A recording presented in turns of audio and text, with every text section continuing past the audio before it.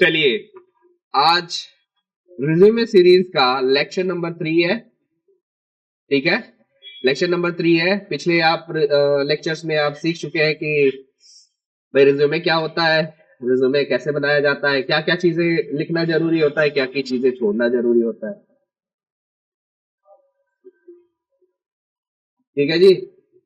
तो जो ये रिज्यूमे था, उसमें एक पॉइंट जब मैं समझा रहा था आपको वीडियो नंबर 1 में, ठीक है, तो उसमें आपको एक पॉइंट सुनने को मिला होगा, एटीएस फ्रेंडली है जी। आज हम इसी की बात करेंगे। What is ATS friendly resume. Resume में एटीएस वर्ड का क्या मतलब होता है और क्यों हमें एटीएस फ्रेंडली रिज्यूमे बनाना चाहिए और क्या इसकी जरूरत है भी या नहीं है, इसके ऊपर आज हम बात करने वाले हैं इस वीडियो में। और ये इस सीरीज का लास्ट वीडियो होगा। आई होप आपने अच्छे से समझा होगा, सीखा होगा इस चीज को। ठीक है, ओके। तो आगे बढ़ते हैं विदाउट फर्दर डिले एंड आपको बिना पकाए, ठीक है, चलते हैं। तो पहली हेडिंग जैसा आपके सामने है, एटीएस रिज्यूमे में महारत हासिल करना। ठीक है ना, ठीक है भाई। तो एटीएस रिज्यूमे में महारत हासिल करना, ये आज हमारा गोल है। हम इस वीडियो में आपको यही चीज समझाएंगे। देखिए, आगे कुछ पॉइंट्स लिखे गए हैं जिनके बारे में आपको समझना पड़ेगा। Keywords, templates, resume, sorry, professional examples के लिए एक संपूर्ण मार्गदर्शिका।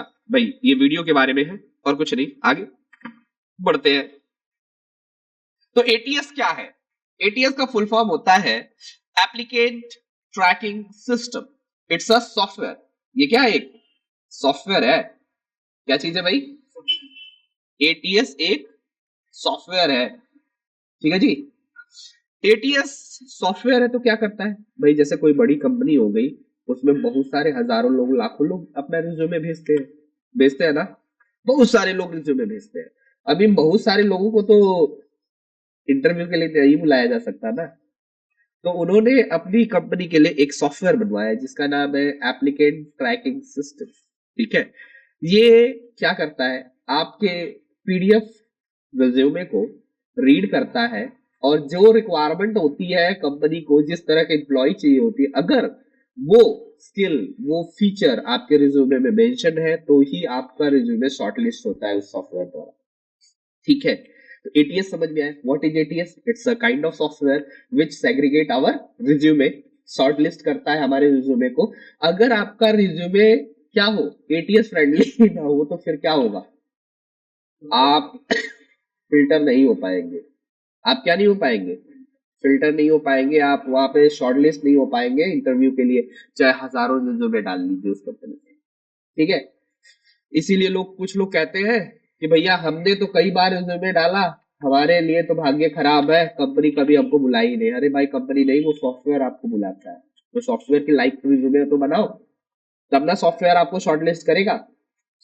तो देखिए, एटीएस का यहाँ पे पूरा फुल फॉर्म दिया गया है, ये क्या काम करता है इसके बारे में बताया गया है। और आपको ये समझ में आ गया होगा कि आपको अपना रिज्यूमे एटीएस फ्रेंडली क्यों बनाना है। समझ आया सबको। आगे बढ़ते हैं। अगला पॉइंट है, एटीएस के अनुकूल रिज्यूमे के आवश्यक घटक क्या है। भाई देखिए, अगर आप अपना रिज्यूमे एटीएस फ्रेंडली बनाना चाहते हैं तो भैया क्या क्या पॉइंट्स को आपको ध्यान में रखना है ताकि आप क्या अपना रिज्यूमे एटीएस फ्रेंडली बना सके। तो सबसे पहला पॉइंट है, पहले तो सरल लेआउट होना चाहिए, एकदम आसान, जैसे हमने बनाया था, आपको आपको बना के दिखाया था ना अपना वो रिज्यूमे। देखिए मैं फिर से दिखा देता हूँ, कुछ लोगों को शायद नहीं याद हो। देखिए हमने यहाँ पे बनाया हुआ था। सॉरी,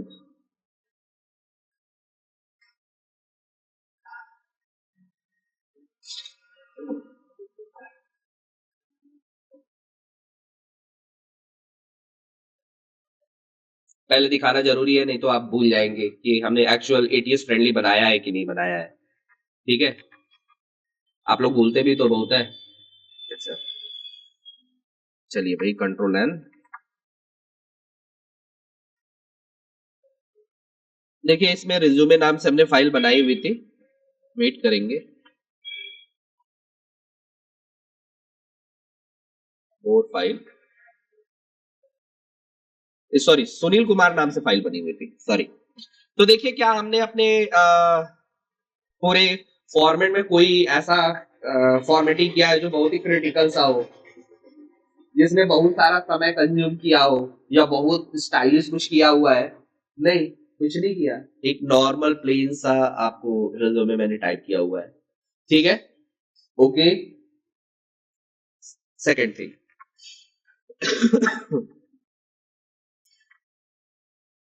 लेआउट आपका क्या होना चाहिए?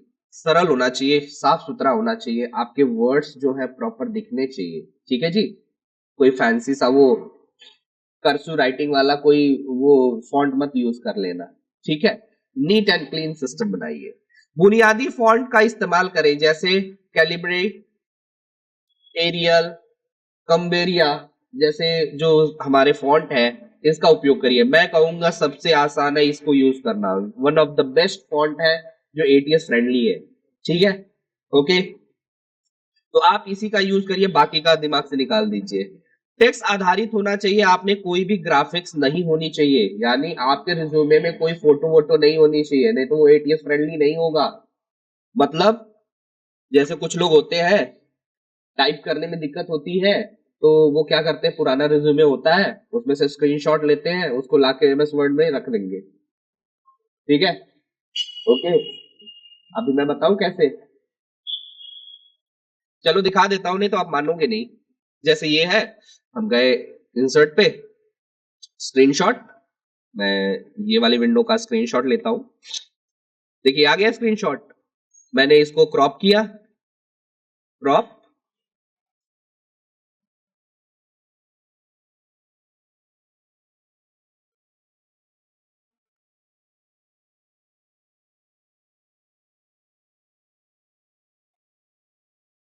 ठीक है, क्रॉप किया और इसको बड़ा कर दिया ऐसे। क्या हमारे रिज्यूमे के ही जैसा ये नहीं दिख रहा है? रिज्यूमे के पार्ट्स के जैसा दिख रहा है, but it is not a ATS friendly method, ठीक है। ये एटीएस फ्रेंडली मेथड नहीं है। अगर आपने ऐसे फोटो लगाया है तो वो सॉफ्टवेयर पढ़ ही नहीं पाएगा, वो सोचेगा ये ग्राफिक है। फोटो लगाई है आपने उसमें, तो वो ये स्किल जो आपने इसमें मेंशन करी है वो स्किप कर देगा, हटा देगा, वो नहीं पढ़ेगा उसको। ओके, तो ऐसा कांड नहीं करना है। ओके, नौकरी के कीवर्ड, नौकरी के विवरण से संबंधित शब्दों को स्वाभाविक रूप से शामिल करें। जैसे हम किसके लिए यूज कर रहे हैं, डाटा एंट्री ऑपरेटर के लिए हम जॉब सर्च कर रहे हैं, तो आपको कम से कम एक स्किल उसमें डाटा एंट्री ऑपरेटर की लिखी होनी ही चाहिए, तभी वो शॉर्ट लिस्ट होगा, नहीं तो नहीं होगा। अच्छा बताओ, मैं इंटरव्यू रखूं, मुझे टीचर चाहिए कंप्यूटर का, और आप लोग टीचर हो इंग्लिश के, मैथ के, साइंस के, तो मैं क्यों बुलाऊंगा तुमको? बुलाऊंगा क्या? नहीं, ठीक है ना। तो जो जॉब रिक्वायरमेंट होती है, जो आपका स्किल होता है, उसमें मेंशन होना चाहिए जो जॉब से कनेक्टेड हो। जैसे मुझे पेरोल के लिए एक एग्जीक्यूटिव चाहिए, पेरोल एग्जीक्यूटिव चाहिए, तो आपको पेरोल की अगर नॉलेज नहीं है, आपने वो मेंशन नहीं करी है, तो आपका कभी भी रिज्यूमे शॉर्टलिस्ट होगा ही नहीं, ठीक है। यानी पेरोल से संबंधित चीजें आपको उसमें ऐड करनी पड़ेगी, जैसे कीवर्ड्स, जैसे payroll, attendance record, report generation, salary slip, salary slip generation, ठीक है। ऐसे वर्ड्स जो होंगे जो उस नौकरी से संबंधित होंगे, वहां पे आपको डालना पड़ेगा, ठीक है। इन्हीं वर्ड्स के द्वारा उस एटीएस सॉफ्टवेयर में आपके रिज्यूमे को शॉर्टलिस्ट किया जाता है। जैसे I am looking for a person who can done my payroll, ठीक है। माय कंपनी पेरोल को, मेरी कंपनी पेरोल को कोई काम कंप्लीट करने वाला पर्सन मुझे चाहिए। मैं एटीएस में क्या ढूंढूंगा, डॉक्टर, इंजीनियर? कभी नहीं। जिसके पास टैली का स्किल हो, जो पेरोल जानता हो, जो टैली का स्किल रखता हो, पेरोल जानता हो, या एक्सेल का स्किल रखता हो, पेरोल जानता हो। Simple, NEET and clean. यही दो कीवर्ड मैं डालूंगा, एक्सेल एक्सपर्ट, टैली एक्सपर्ट और पेरोल एक्सपर्ट। तीन कीवर्ड डाला सॉफ्टवेयर में, जो भी सीवी शॉर्टलिस्ट होंगी, जो भी रिज्यूमे शॉर्टलिस्ट होंगे, उनको मैं जॉब के लिए बुला लूंगा। बस सिंपल है, इतना ही सिंपल एटीएस है। तो क्या करना है, जॉब से संबंधित कीवर्ड्स आपके रिज्यूमे में होने ही चाहिए, ठीक है, तभी आप एटीएस फ्रेंडली बनोगे। बात करें अगले वर्ड की, तो कीवर्ड की शक्ति क्या है? भाई देखो, मैंने यही समझाया अभी आपको।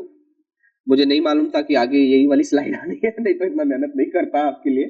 ठीक है, तो कीवर्ड्स की शक्ति ये है कि भाई एटीएस इन्हीं शब्दों से आपको ढूंढेगा। जैसे कोई ढूंढ रहा है एमएस एक्सेल के लिए, डाटा एनालिसिस के लिए, पेरोल मैनेजमेंट के लिए, एक्सेल में अकाउंटिंग, टैली में अकाउंटिंग के लिए, डाटा एंट्री प्रोसेसिंग के लिए, बिलिंग के लिए, इनवॉइसिंग के लिए, टाइम मैनेजमेंट के लिए, ठीक है, कस्टमर सपोर्ट के लिए, जो भी विवरण आपके उसमें डाला गया है, लेकिन हाँ किसमें, टेक्स्ट में, ना कि ग्राफिक्स में। टेक्स्ट में जो विवरण आपने डाला है उसी विवरण से आपका ये शॉर्टलिस्ट होगा। चलिए बात कर लेते हैं अच्छे और बुरे रिज्यूमे के उदाहरण क्या है। देखिए बुरा रिज्यूमे क्या है, आकर्षक रंग, स्टाइलिश फॉन्ट। अगर आपने ये डाला तो एटीएस फ्रेंडली लिस्ट से बाहर हो जाएगा वो, क्योंकि भैया एटीएस एक सॉफ्टवेयर है जिसको साफ सुथरा क्लीन आपका रिज्यूमे चाहिए ना, ऐसा बहुत सारा रंग वंग उसमें नहीं होना चाहिए तड़क भड़क वाला। ठीक है जी। पेशेवर तस्वीरें, जैसे आपने अपने काम की तस्वीरें डाल ली है, आप मैकेनिक हो, कार खोलते हुए उसमें फोटो डाली हुई है, ऐसी का कोई मतलब नहीं है। ठीक है। अत्यधिक रेखाएं और बॉर्डर, बहुत सारी लाइनिंग एंड बॉर्डर्स। अच्छा क्या हमने कोई लाइनिंग यूज करी है अपने उसमें, एक लाइनिंग बस यूज करी है। बॉर्डर बहुत सारा यूज किया हुआ है, कोई बॉर्डर नहीं यूज किया है। कोई बॉर्डर यूज किया है नहीं, केवल हमने बैकग्राउंड कलर इफेक्ट डाला हुआ है, सिंपल सा एक तो। ठीक है। लंबे घने पैराग्राफ, बहुत ज्यादा कुछ टाइप किया है। अच्छा देखिए प्रोफेशनल समरी में 2 लाइनें टाइप करी है, वो भी स्किल से रिलेटेड, जिसमें हमारी स्किल का कीवर्ड है। ठीक है। उसके अलावा कुछ टाइप किया क्या, नहीं। प्रासंगिक स्किल सूची, अप्रासंगिक स्किल सूची, जैसे मुझे ड्राइविंग आती है, मुझे ड्राइविंग आती है, तो मैं अपने उसमें स्किल में मेंशन कर दूं I am a driver, I can drive car, ये स्किल है। बट क्या एक अकाउंटेंट को इस स्किल की जरूरत है, नहीं, तो क्या मतलब है उसको डालने का, है ना। अगर मैं किसी ऐसी जॉब के लिए अप्लाई कर रहा होता जैसे टूरिस्ट गाइड का है, तो वहां पे मेरा ड्राइवर होना एक एड ऑन हो सकता है। ठीक है। ओके। अगर मैं किसी कंपनी में, ऐसे कंपनी में अप्लाई कर रहा हूँ जहाँ पे मेरा काम है गाड़ियां वगैरह गिनना, या फिर सबको लाइन से लगवाना, गेट कीपर का काम है, वहां पे मेरा ड्राइवर होना एक स्किल काम आएगा, क्योंकि गाड़ियों को हटाना इधर उधर करना है। बट ऐसी जगहों पे जहां पे आपको स्किल की जरूरत नहीं, वो स्किल आप बिल्कुल भी मेंशन नहीं करेंगे। ठीक है। जटिल टेबल और ग्राफिक्स लगाना, बहुत सारा टेबल। अच्छा देखिए हमने स्किल लिखने के लिए भी कोई टेबल नहीं लगाई है, हमने क्या ये है सिंपल सा टैब टैब बटन दबा के वो लिख दिया है, और कुछ भी नहीं किया है, कोई टेबल वेबल नहीं बनाई है उसमें। कोई बनाई है क्या टेबल? बिल्कुल नहीं। अच्छा और प्रभावी क्या होता है, तो देख लीजिए, सरल लेआउट होना चाहिए, स्पष्ट सेक्शंस होने चाहिए, पेशेवर समरी होनी चाहिए, संक्षिप्त में बुलेटेड पॉइंट होना चाहिए, प्रासंगिक योग्यताएं उसमें लिखी होनी चाहिए, पूरा रिज्यूमे पेशेवर फॉर्मेट में होना चाहिए, यानी प्रोफेशनल फॉर्मेट में होना चाहिए। बस सिंपल है। और क्या लिखा है, प्राथमिकता हमेशा पठनीयता है और सामग्री की स्पष्टता होनी चाहिए, ना कि सजावट और डिजाइन के तत्व। तो कोई भी रिज्यूमे आप बनाते हो ना, तो उसका मेन मोटिव क्या होना चाहिए, स्पष्ट दिखे, साफ सुथरा और क्लियर पढ़ने में हो, ना कि डिजाइन अच्छा दिख रहा है, अरे कितना सुंदर बनाया है ये, भैया वो कभी भी एटीएस फ्रेंडली चीजें नहीं होंगी। ठीक है। और एटीएस फ्रेंडली नहीं है तो आपका इंटरव्यू वगैरह नहीं होने वाला, बात खत्म हो जाएगी। चलिए सर्वश्रेष्ठ मुफ्त रिज्यूमे टेम्पलेट प्लेटफॉर्म कौन कौन से हैं जहां से आप बहुत ही आसानी से एटीएस फ्रेंडली रिज्यूमे बना सकते हैं। तो पहला है resume.io, Canva, Microsoft word, over leave. भैया मैं बताऊं, ना इस पे जाना, ना इस पे जाना, ना इस पे जाना, बस इस पे चले जाना। ठीक है। कैसे, आपको टैब दबाना है, यहां आगे आपको क्या करना है, मोर टेम्पलेट्स पे क्लिक करना है, बस यहां पे टाइप करना है रिज्यूमे। क्या टाइप करना है आपने, ओनली रिज्यूमे, एंड एंटर कर देना है। देख लीजिए ये अभी आपको फटाफट रिज्यूमे के कई सारे टेम्पलेट्स लाके दे देगा। देखा, देखा आपने, ये देखिए कितना सिंपल है, कोई भी फोटो वोटो लगी है, कुछ भी लगा है, बहुत सारी लाइंस वगैरह इसमें देख लीजिए, ये देख लीजिए, ये कितना ही clean, neat and clean resume है। इन सब में हालांकि फोटो लगी हुई है, इसमें भी फोटो लगी हुई है, बट इन सब में देखिए ध्यान से, ज्यादातर आपको ऐसे मिलेंगे जिसमें केवल टेक्स्ट लिखा है, ना कि फोटोज डाली गई है। कोई बहुत हाई फाई डिजाइन भी नहीं तैयार की गई है, बहुत simple and NEET and clean design है, देख लीजिए। ठीक है। तो मैं बता दूं, इसमें से भी ये वाला एटीएस फ्रेंडली नहीं हो पाएगा, ठीक है। ऐसे वाले नहीं बनाने हैं आपको, कैसा बनाना है, इस टाइप का बनाना है। देखिए वेरी सिंपल, कहाँ रहता है, मोबाइल नंबर, ईमेल आईडी, नाम किस पोस्ट के लिए है, एजुकेशन क्या है, रेफरेंस किसी ने दिया है नहीं, कोई ऑब्जेक्टिव डाला है, छोटा सा ऑब्जेक्टिव है, फंक्शन एंड स्किल्स जो उसकी है, एक्सपीरियंस कहाँ कहाँ है, क्या कम्युनिकेशन क्वालिटी है उसकी, लीडरशिप क्वालिटी है, बस खत्म। आप कहोगे सर शुरू भी नहीं हुआ खत्म हो गया, ये तो बहुत ही आसान, बहुत ही सिंपल, बहुत ही नीट एंड क्लीन रिज्यूमे है, ये एटीएस फ्रेंडली होगा, ठीक है। बस आपको क्या करना है, कंट्रोल ए दबाना है और इसमें क्या लिखना है, कैलिब्रेट, बस हो गया ATS friendly, so simple. Okay, तो बस यही करना है। और एक तरीका और है वो मैं आगे बताऊंगा, बट पहले ये अपना स्लाइड शो खत्म कर लेते हैं, ठीक है। कई प्लेटफॉर्म है जहां से आप टैबलेट्स के जरिए रिज्यूमे बना सकते हैं, एक का मैंने आपको दिखा दिया, ठीक है। आगे क्या है, प्रभावशाली प्रोफेशनल समरी क्या होती है, तो भैया देखिए, जैसे कोई नया फ्रेशर ग्रेजुएट है तो उसके लिए समरी क्या हो सकती है, माइक्रोसॉफ्ट एक्सेल, टैली और डाटा एंट्री में गहरी दक्षता और प्रेरित कंप्यूटर साइंस। अच्छा, ये इंग्लिश में होना चाहिए था, हालांकि उसको हिंदी में उसने कन्वर्ट कर दिया है, क्योंकि हमने ये पीपीटी एआई से बनवाई है, ठीक है, हमने खुद नहीं बनाई है, तो ऐसा हो सकता है आपके साथ, ठीक है। तो ये हिंदी में बोल दिया है, चलो कोई नहीं, इसका मतलब समझ लीजिए आपकी जो स्किल है वो mainly Microsoft office, tally, data entry की और कंप्यूटर साइंस का, चूंकि आपने स्नातक किया हुआ है इसकी वजह से कंप्यूटर साइंस में भी आपकी अच्छी पकड़ है। उत्कृष्ट ध्यान देने वाला, यानी आपका जो अटेंशन है बहुत अच्छा है, आप तेजी से सीखने वाले व्यक्ति हैं, ठीक है। आपकी प्रोफेशनल उत्कृष्टता प्राप्त करने के लिए आप इस कंपनी को ज्वाइन करना चाहते हैं, ठीक है, ताकि आप कंपनी के आगे बढ़ने में योगदान दे सके, ठीक है। चलिए, अनुभवी लोग कैसे अपना लिखते हैं, तो वो लिखेंगे पेरोल मैनेजमेंट मुझे आता है, फाइनेंशियल रिपोर्टिंग आती है, मुझे 3 साल का अनुभव है, एक्सेल, टैली, टैली और एक्सेल में एक्सेल एनालिसिस का, बिल, जीएसटी कंप्लायंस और क्लाइंट कम्युनिकेशन की कुशलता है मेरे पास, सटीक दक्षता और प्रामाणिकता और ट्रैकिंग रिकॉर्ड का अच्छा ज्ञान है मुझे, ठीक है। देखिए इसने क्या बात करी, इसने कुछ भी प्रॉमिस नहीं किया, जस्ट अपनी स्किल्स बताई है प्रोफेशनल समरी में, ठीक है जी। अगर बात करें आगे की, सॉरी, तो रिज्यूमे बनाने के लिए कुछ जरूरी टिप्स जो आपके सामने है, पीडीएफ फॉर्मेट में रिज्यूमे को सेव करें, ठीक है। रिज्यूमे या सीवी जो आपकी है वो पीडीएफ फॉर्मेट में ही कहीं पर भेजें, ठीक है, क्योंकि पीडीएफ जो है नॉन एडिटेबल फॉर्मेट होता है, जनरली कोई उसे एडिट नहीं करता है, ठीक है। कोई भी ग्रामेटिकल एरर्स उसमें नहीं होनी चाहिए, आपको बहुत ही ध्यान से उसको चेक कर लेना है, ठीक है, ग्रामर एरर नहीं होना चाहिए। आपकी जो समरी है, प्रोफेशनल समरी, वैल्यूएबल होनी चाहिए, मतलब काम की होनी चाहिए, ऐसा नहीं कि फालतू की चीजें उसमें लिख दी आपने। पॉइंट्स को बुलेट फॉर्म में लिखिए, ना कि 1 2 3 करके लिखिए, 1 2 3 नंबर्स में मत लिखिए, उसको बुलेट फॉर्म में, डॉट के फॉर्म में लिखिए, ठीक है।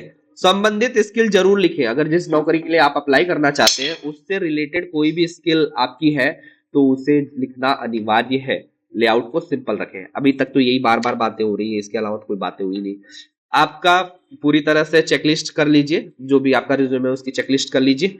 पहले गुणवत्ता की बात करें, प्रोफेशनल समरी, रिलेवेंट कीवर्ड्स उपलब्ध है कि नहीं, संख्याएं कितनी बताई है, ठीक है, कोई व्याकरण या वर्तनी त्रुटि नहीं है, स्पेलिंग एरर या ग्रामेटिकल एरर नहीं है, ठीक है, एटीएस फ्रेंडली लेआउट है, स्टैंडर्ड फॉर्मेट आपने यूज किया है, फॉन्ट यूज किया है, डॉक्यूमेंट की फॉर्मेटिंग अच्छी है, आपने पीडीएफ में उसे प्रिंट निकाल लिया है। और ध्यान दीजिए, पूरा नाम स्पष्ट दिखाई देना चाहिए, प्रोफेशनल ईमेल और एड्रेस होना चाहिए, चलता फिरता मोबाइल नंबर होना चाहिए, ऐसा नहीं कि रिचार्ज नहीं है आपके फोन पे, बेचारा फोन करते हुए आपको बुलाते हुए मरे, वो दोबारा फोन नहीं करेगा, एक ही बार कॉल करेगा। लिंक्डइन प्रोफाइल का भी विकल्प है, अगर आपकी लिंक्डइन प्रोफाइल है तो उस पर अटैच कर दीजिए, ठीक है। Okay, and the last one, आप अपना सफल रिज्यूमे बनाने के लिए तैयार है, जाइए टेम्पलेट चुनिए, कीवर्ड्स लगाइए और समीक्षा करके जांच करिए, मतलब फाइनल हो गया यहीं पे बात, ठीक है। चलिए, हालांकि हमारा जो सेशन था वो स्लाइड शो सेशन वो तो खत्म हो गया, मैं आपको कुछ और पॉइंट्स बताता हूं जहां से आप रिज्यूमे ऑनलाइन बना सकते हैं, अगर आपको फॉर्मेटिंग वगैरह नहीं आती है फिर भी आप वहां से रिज्यूमे बना सकते हैं। पहला प्लेस है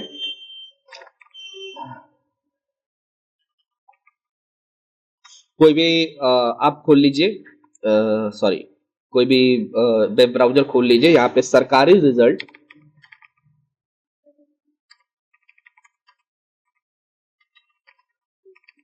रिज्यूमे मेकर सर्च कर लीजिएगा। ठीक है जी, इसमें से पहले वाले को खोल लीजिए।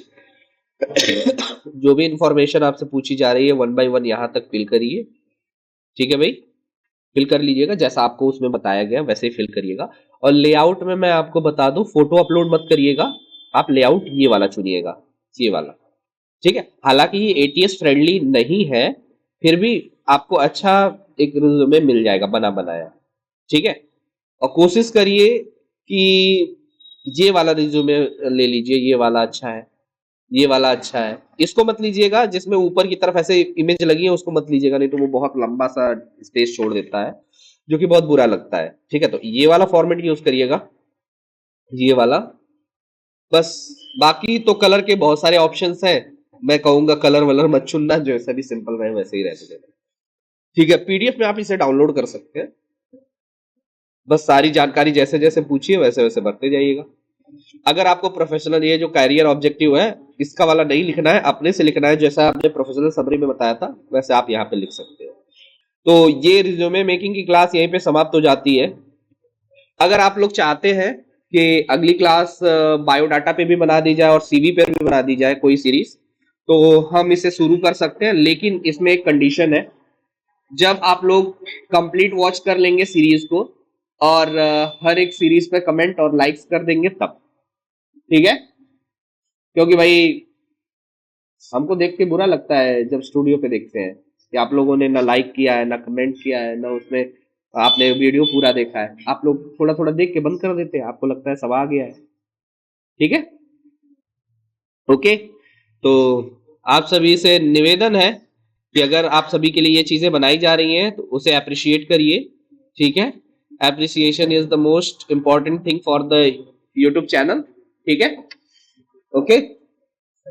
तो यहीं पे इस क्लास को साइन ऑफ करते हैं।